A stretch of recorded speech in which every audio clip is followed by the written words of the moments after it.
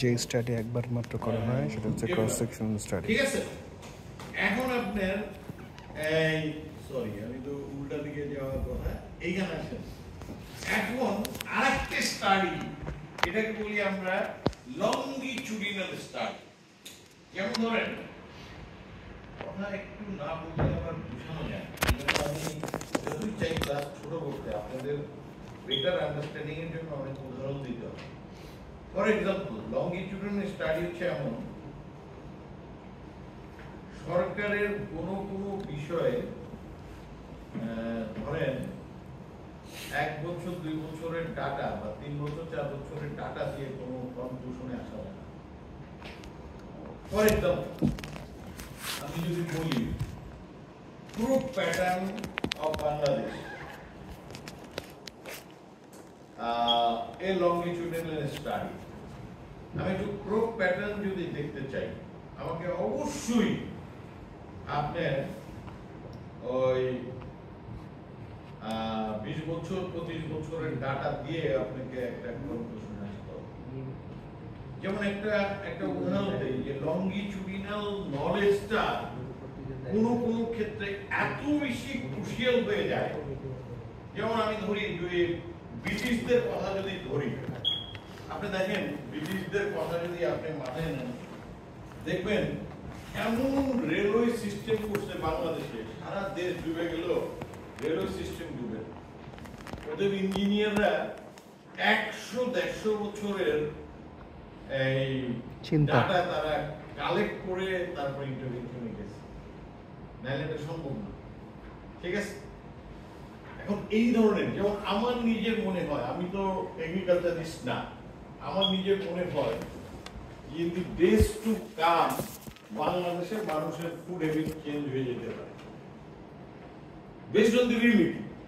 কেন দেখেন, বাংলাদেশের one of the major problem আগামী দিনে যেটা হবে, পানির প্রবলেম হবে। কারণ কি, আমার দেশের অধিকাংশ নদ নদীর উৎস হচ্ছে দেশের বাহিরে।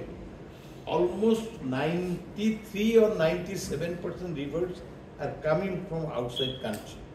তার মানে I am completely dependent on water,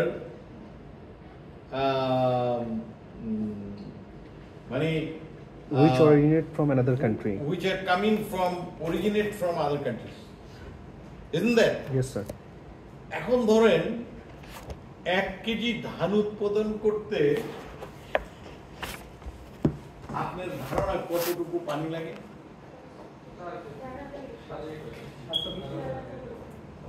না, আমি ঠিক কাছাকাছি গেছি। 1 কেজি অর্থাৎ 2500 থেকে 4000 লিটার পানির প্রয়োজন। আপনার ডিসিপ্লিন কি? ও আচ্ছা, ডক্টর। হ্যাঁ, মানে হ্যাঁ বসুন প্লিজ।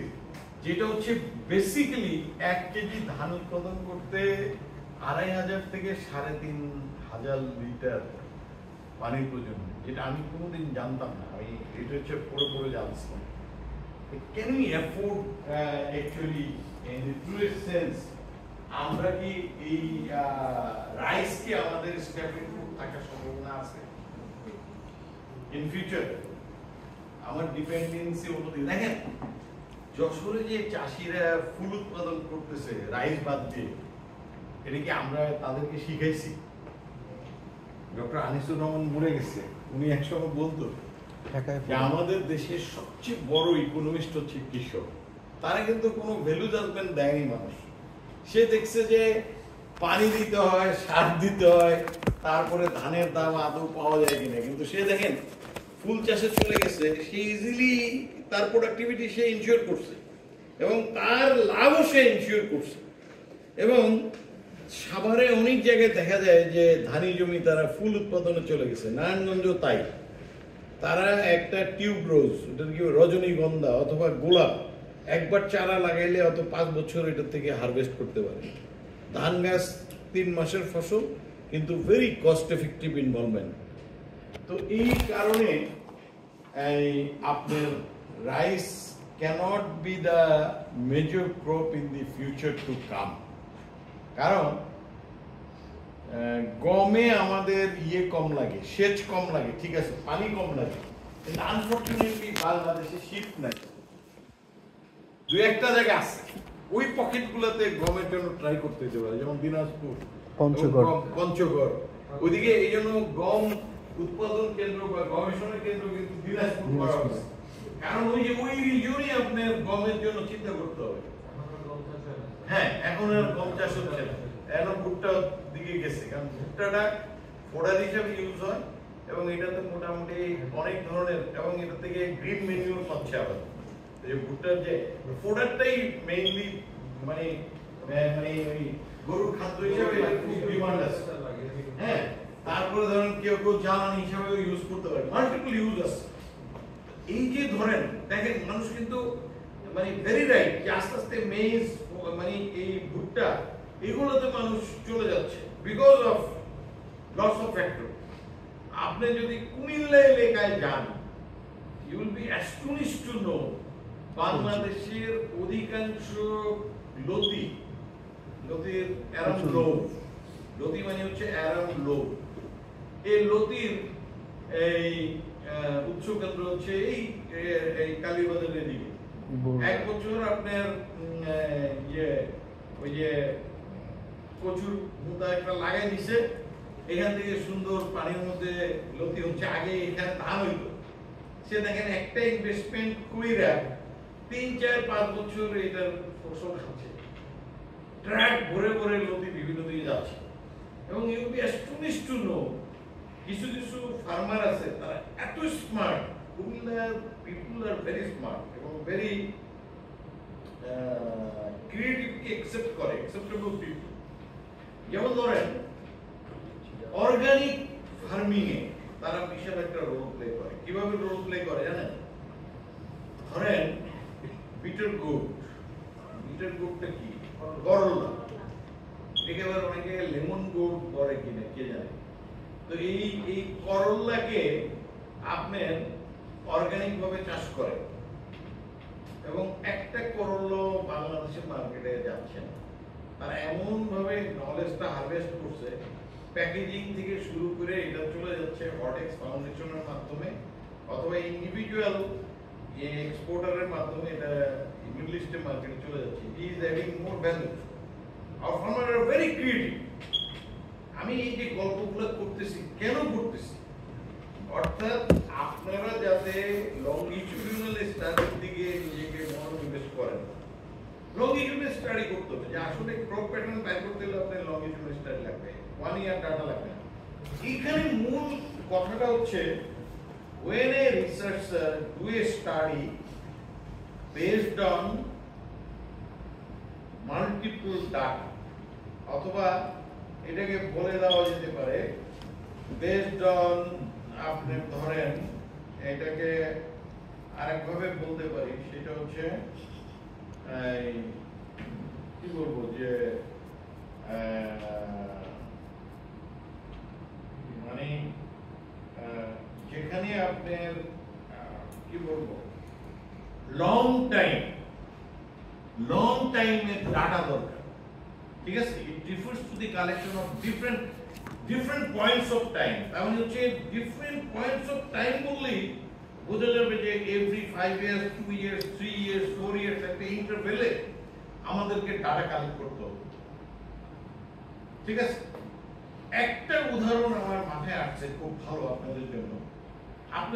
আমি ক্রস সেকশনের উদাহরণ দিছি।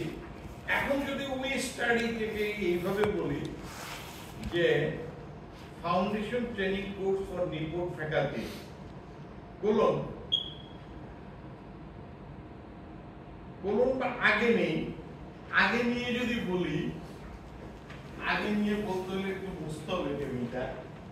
আগে নিয়ে যদি আমি এরকম একটা জিনিস বলতে পারি, আগে নিয়ে আমি যদি এরকম একটা জিনিসকে বলতে পারি যে a career progression, an analysis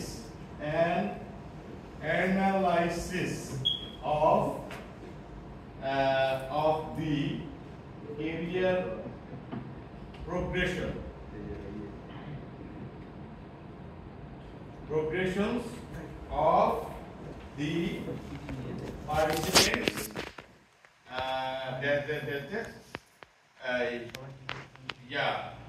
report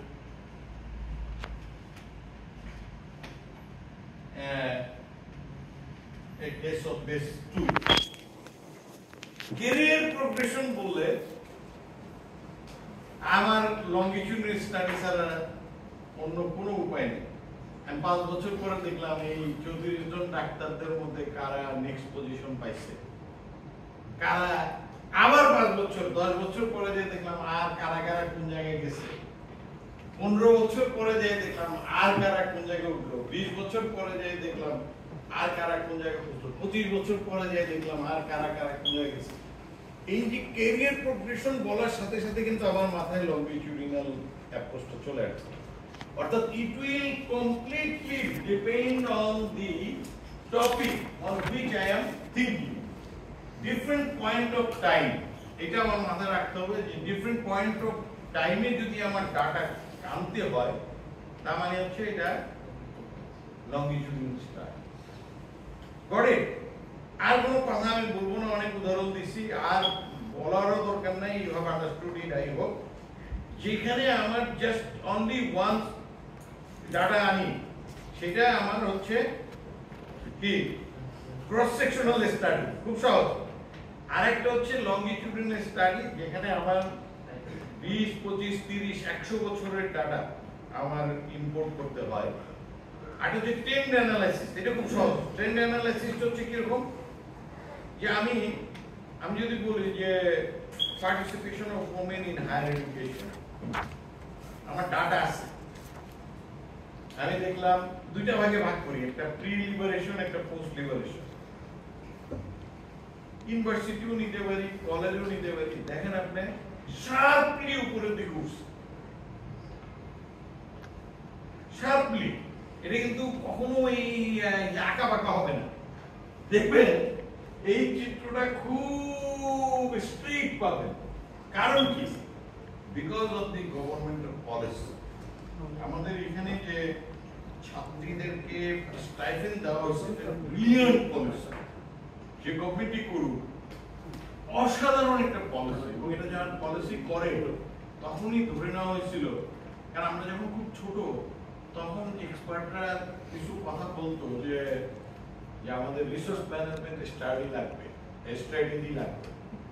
তখন কিন্তু আমরা সবাই বুঝতে পারতাম যে এডুকেশনকে অ্যাড্রেস করা ছাড়া কোনোভাবেই এই গ্রোথ বাড়ানো সম্ভব না। কারণ সারা পৃথিবীর মধ্যে প্রমাণিত হয়েছে যে without enhancement of the level of education আপনি গ্রোথে সাস্টেনেবল কোনো ইম্প্যাক্ট ফেলাইতে পারবেন। আলটিমেটলি গভর্নমেন্ট তখন চিন্তা করলো, yes, what are the problem? 50% population are women, but women are illiterate. So if you don't bring the women into the mainstream of development, এই দেশ develop করতে পারবে না। Rightly chosen a policy through which participation of women in higher education in all level of education has increased manyfold. অসম্ভবভাবে বেড়ে গেছে, ঠিক আছে? এবং এটা বাড়বে, আরো বাড়বে, বিকজ অফ ওই যে বলছি যে আপনার মানে আমরা যখন একটা ট্রেডিশনাল সোসাইটি ছিলাম, তখন আমাদের ধারণা ছিল যে পুরুষরাই সব, মানে এখনো প্যাট্রিয়ার্কাল ভ্যালু সারা পৃথিবীতে আছে। আমেরিকার মতো দেশে আমি অবাক লাগে যে শিক্ষা যে মানুষকে এরকম মানে মূর্খতে পরিণত করে। আমরা অনেক বড় বড় কথাবার্তা বলে, একটা মহিলা, একটা ভালো মহিলা, একটা পাগল মানে দেখেন তার কাছে হিলারি হেরে গেছে, এটা অলমোস্ট ইনসেন এ পারসন। আমার কাছে মনে হয় যে এটা ছোটখাটো পাগল। Hillary was much more better candidate for election. He did not get elected. কিন্তু দেখেন বাংলাদেশের মতো দেশে যদি আপনি চিন্তা করেন, এশিয়ার মতো অঞ্চলে পৃথিবীতে ওমেন লিডার কিভাবে হচ্ছে দেখেন। পৃথিবীতে পৃথিবীতে সবচেয়ে আজকে প্রথম করে ওমেন লিডার সম্ভবত বাকি করবার তো বললাম এই আমার মুতালদের নাম আসে কিনা চন্দ্রিকা কুমারতুঙ্গা দ্বিতীয়ত ঝামেলা দেখি শ্রীমাবু বন্দনায় সরি ওর মেন আজকে কথা সাবমিট করে যাবে মার কথা বলতে হবে শ্রীমাবু প্রতি মাসে 22 বন্দনায় তারিখ তারপরে আসলো একদম 20 তারিখ আয়রন লেডি ইন্দিরা কই তারপর মার্গারেট থ্যাচার এটা পরের কাহিনী কিন্তু আপনি দেখেন শিক্ষার সাথে মহিলা ইলেকশনের কোনো সম্পর্ক নাই এই চাকরি হুঁশিয়ার। নহর তো দিবে তার মানে কি আমেরিকান দিবে? সোসাইটি কবে থেকে? আর বেসিক্যালি এখন থেকে না, মেল কেন ডোমিনেটেড মাস থেকে সোসাইটি শুনছি মার্চে। এটারে ওরা একটা ইংলিশ ব্যাক করছে খুব কঠিন মেগালোম্যানিয়াক অর্থাৎ পুরুষই সব এই আইডিয়া থেকে তারা এখন হতে পারে তো যাও ট্রেন্ড অ্যানালাইসিস হচ্ছে খুব সহজ যে আমি ডাটা দেখে বলতে পারবো ট্রেন্ড বাই করতে পারবো যে কোন জায়গায় যাবে এইভাবেই যদি পপুলেশন বাড়তে থাকে 20 বছর পরে যে বাংলাদেশের পপুলেশন কোথায় দাঁড়াবে 100 বছর পরে যে পপুলেশন কোথায় দাঁড়াবে এগুলো খুব ভালোভাবে বের করা যায় আরেকটা হচ্ছে কোহোর্ট স্টাডি হচ্ছে আই স্টপ কারণ এত কনসেপ্ট একবারে ইউল বি মানে এটা ডাইজেস্ট করা খুব কঠিন কোহোর্ট স্টাডিটা হচ্ছে এরকম যে when someone is thinking about a small sample of population for example আমি 8-9 ক্লাসের ছেলে এবং মেয়ে বাচ্চাদেরকে নিয়ে গবেষণা শুরু করলাম juvenile children mobile use of juvenile children a comparison between boys and girls students আমি বললাম এই যে আমি একটা particular group of people K choose করলাম এটা কি বলে কোহোর্ট স্টাডি মানে আপনি স্যাম্পলের ক্যারেক্টারিস্টিক সেম এরকম ভাবে বলা যায় যখন কোন স্যাম্পলের ক্যারেক্টারিস্টিক সেম থাকে এই গ্রুপ সেম থাকে এটাকে কোহোর্ট স্টাডি বলে যেমন আমি যদি বলি যে 60 প্লাস ওমেন তাদের মেজর ডিজিজগুলো কি হচ্ছে 60 প্লাস পুরুষদের মেজর অসুখগুলো কি হচ্ছে অথবা পুরুষ মহিলাদের মধ্যে আমি একটা কম্পারিজন করতে পারি কত জানা ইটস এ কোহোর্ট স্টাডি আমি আরো বলতে পারি যে 5107 এই 107 at the 40s at the 40s rate of divorce কিরকম at the 50s rate of divorce কিরকম কোহোর্ট স্টাডি মানে একটা পার্টিকুলার গ্রুপ অফ পিপল যখন আমি বেছে নিব অথবা স্পেসিফিক পপুলেশন এটা এখানে শব্দটা দারুণ বলছে বইয়ের মধ্যে স্পেসিফিক সাব পপুলেশন অথবা having the same characteristics of the sample আমি যখন একটা স্টাডি করি উইথ দি সেম ক্যারেক্টার বা having the same characteristics then it will be a cohort study medical সায়েন্সে এটা খুব বেশি বেশি ব্যবহৃত হয় কোহোর্ট স্টাডি ঠিক আছে যেমন একটা উদাহরণ দিচ্ছে এইজ অফ দি স্যাম্পল এবং পলিটিক্যাল সাপোর্ট দেখেন আপনার কিভাবে হয়েছে একটা হচ্ছে বয়স যখন 20 থেকে 24 তখন কমিউনিস্ট পার্টির সাপোর্ট ছিল 42% ও 82% যখন তারা এই 25 থেকে 29 এ পড়ছে তখন সাপোর্ট কমছে 80% যখন আরেকটু বয়স বাড়ছে তখন 75 যখন 35 থেকে 39 নিছি তখন হচ্ছে 31 যখন 40 থেকে 44 নিছি তখন 11% এর পরের কোহোর্টে যায় দেখবেন আরো কমে যেতে পারে যেহেতু এই বইটা একজন আমেরিকান অথরের এবং আসলে রিয়েলিটি তাই যে মানুষের ইয়ং বয়সে এক ধরনের চিন্তা থাকে ওল্ড এজে মানুষের চিন্তাটা আস্তে আস্তে আস্তে আস্তে একটু চেঞ্জ হইতে থাকে তো ভেরি ভেরি মানে রেশনাল উদাহরণ বা প্র্যাগমেটিক উদাহরণ বলা যায় এখন আরেকটা জিনিস আমি বলিনি এবং perhaps this is my last slide and lots of concept has been presented to you যেটার মধ্যে বলা আছে যে প্যানেল স্টাডি হচ্ছে if you do a study which is longitudinal and the samples remain same, কি বলছি আমি, যখন স্যাম্পল চেঞ্জ হবে না, যখন লংগিটিউডিনাল স্টাডি, তখন এটাকে আমরা প্যানেল স্টাডি বলব। একটু আগে যে উদাহরণটা বলা হয়েছে, কি বলা হয়েছে, ক্যারিয়ার প্রোগ্রেশন কি of the import faculties a case of second course।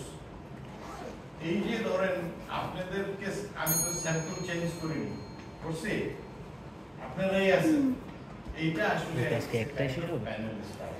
কেন 15 মিনিট বেশি? প্যানেল স্টাডি তখনই হবে যখন লংগিটিউডিনাল স্টাডি করবেন এবং sample remain the same.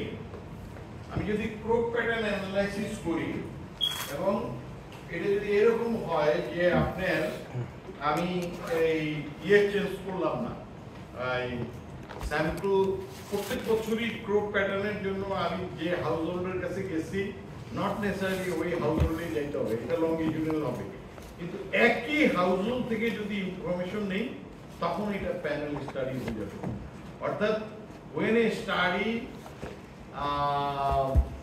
takes information for a long period of time or different point of time and sample remains same, it will be called as panel study।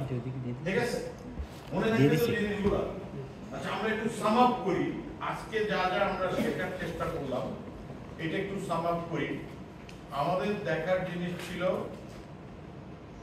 প্রথম ছিল যে research কি জিনিস। আমরা দেখলাম যে রিসার্চ, আমরা এই শব্দটার সাথে এপিস্টেমোলজিক্যাল সায়েন্সের একটা সংযোগ আছে। Epistemology tells us the origin of knowledge, the limits of knowledge and how knowledge has become knowledge। ঠিক আছে, এপিস্টেমোলজিক্যাল সায়েন্স দুইটা ভাগে বিভক্ত, একটা হচ্ছে এম্পিরিসিজম, একটা rationalism. Empiricism is the subjective judgment of human being towards anything, আর rationalism based on logic। ঠিক আছে, ক্লিয়ার? এখন এই দুইটাকে বেস করে আমরা আবার বলছি, একটা হচ্ছে কোয়ালিটেটিভ রিসার্চ, একটা হচ্ছে quantitative research. Empiricism directly related to qualitative research, rationalism related to quantitative research। ঠিক আছে, এখন এখানে আবার ফিলোসফিক্যাল ওয়ার্ল্ডের দুইটা ভাগ আছে, একটা হচ্ছে ডিডাকটিভ রিসার্চ, একটা হচ্ছে ইন্ডাকটিভ রিসার্চ। ডিডাকশন হচ্ছে থিওরি থেকে আমি নতুন তথ্যতে যাই, নতুন থিওরি আবিষ্কারের সন্ধানে যাই। আর একটা হচ্ছে এম্পিরিসিজমে হচ্ছে ফিল্ড থেকে আমি যখন ফিল্ডের তথ্যের উপরে ভিত্তি করে আমি যখন থিওরি বিল্ড করি, ওইটা হচ্ছে এম্পিরিসিজম। ঠিক আছে, এখন আপনার এই দুইটা শেষ হওয়ার পরে আমাদের আসলো how we can look into research. আমরা রিসার্চকে কিভাবে দেখতে চাই। রিসার্চ হচ্ছে আপনার তথ্য দিয়ে পুরাতন সত্যকে নতুন আবিষ্কার করা, আবার পুরাতন সত্যকে নতুন ভাবে আবিষ্কার করা, এটাও হইতে পারে। কিছু কিছু হেজি এরিয়া থাকে, এটাকে বাইর করা রিসার্চ। আবার হচ্ছে আপনার কমপ্লিটলি নিউ আইডিয়া নিয়ে আসা, এটা হচ্ছে রিসার্চ। আরেকজনের ডাটা আছে, আপনি তার ডাটা থেকে নতুন তথ্য আবিষ্কার করতেন, এটাও রিসার্চ। এইভাবে মোটামুটি রিসার্চ হচ্ছে। আরেকটা কাজ করা যায়, রিসার্চ হচ্ছে প্রবলেম সলভিং অ্যাপ্রোচ, যেমন প্রবলেম প্রোঅ্যাক্টিভ রিসার্চ বলে, অথবা এটাকে আরেকদিনের ক্লাসে বলবো, এটাকে অ্যাপ্লাইড রিসার্চ বলে। Will go for it. যেহেতু আজকে অনেক থিওরি আলোচনা হয়েছে, এই জন্য আমি আর ওখানে যেতে চাচ্ছি না। তারপর আমরা দেখলাম রিসার্চের জন্য আরেকটা জিনিস ইম্পর্টেন্ট, সেটা হচ্ছে কি জিনিস, রিসার্চ হচ্ছে টু নো দ্য আননোন। আমার নতুন জিনিস জানার প্রচেষ্টা হচ্ছে রিসার্চ। তারপরে আমরা দেখার চেষ্টা করলাম, কি দেখার চেষ্টা করলাম না, এর আগের একটা স্লাইড বাদ হয়ে গেছে। Sources of knowledge, tenacity, intuitions April authority scientific knowledge, নলেজের সোর্স হচ্ছে এইটা। তারপরে আমরা আসলাম হোয়াট ইজ রিসার্চ। এখন বললাম রিসার্চ হচ্ছে নতুন কিছু আবিষ্কার করা রিসার্চ। আরো সহজ করে বললে যে কোনো আননোন জিনিসকে আনরেভেল বা আনকভার করা, উদ্ঘাটন করা হচ্ছে রিসার্চ। তারপরে আমরা দেখলাম যে রিসার্চের কিছু বেসিক আইডিয়া আছে, বেসিক কনসেপ্ট আছে। একটা হচ্ছে থিওরি, একটা হচ্ছে ভেরিয়েবল, একটা হচ্ছে হাইপোথিসিস, আরটা হচ্ছে ইউনিট অফ অ্যানালাইসিস। তারপরে আমরা দেখার চেষ্টা করলাম কি যে আমাদের ইউনিট অফ অ্যানালাইসিসের ক্ষেত্রে দুই ধরনের ক্রমাত্মক জিনিস ঘটে। একটা হচ্ছে ইন্ডিভিজুয়ালকে বেস করে আমরা গ্রুপে চলে যাই, আবার অনেক সময় গ্রুপ অ্যানালাইসিস দরকার, আমরা করি ইন্ডিভিজুয়াল। এটা করা যাবে না, আমাদের যেই অ্যানালাইসিস চারিদিকে করব ওই ইউনিট ধরেই আগাইতে হবে। এই ধরনের ইউনিট অফ অ্যানালাইসিস মেইনটেইন করতে হবে। তারপরে আমরা দেখলাম time dimension of social research. কয়েকটা জিনিস দেখলাম, একটা হচ্ছে ক্রস সেকশনাল স্টাডি, একটা হচ্ছে লংজিটিউডিনাল স্টাডি, একটা হচ্ছে প্যানেল স্টাডি, একটা হচ্ছে কোহোর্ট স্টাডি, আর হচ্ছে ট্রেন্ড অ্যানালাইসিস, এই টাইম সিরিজ ডাটা, এগুলাও হইতে পারে। ট্রেন্ডের সাথে টাইম সিরিজ ডাটাও হইতে পারে। সো এই পর্যন্ত সবকিছুর জন্য একটা ফুলের শুভেচ্ছা দিয়ে আমার ক্লাস শেষ করি। যদি কোনো প্রশ্ন থাকে আমি একটু দেখি প্রশ্ন কোন জায়গায় আছে। হ্যাঁ ঠিক আছে, any question please. 2 minutes. Any question?